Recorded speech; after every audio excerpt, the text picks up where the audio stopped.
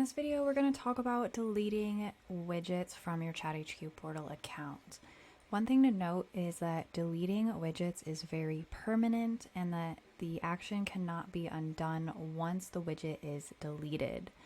So if you are deleting a widget, make sure that you do want to completely remove it before you click on the delete option.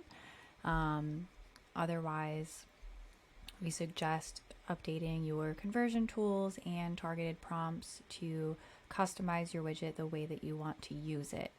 In one scenario that you would definitely want to delete your widget is if somebody had your installation code here. So if somebody else had this, then you would most likely want to delete your widget. So to delete your widget, you're just going to go down here to this red delete widget button. When you click on this option here, you're going to see this confirm widget removal button. Here you can confirm, yes, I want to delete it, or no, I do not want to delete this.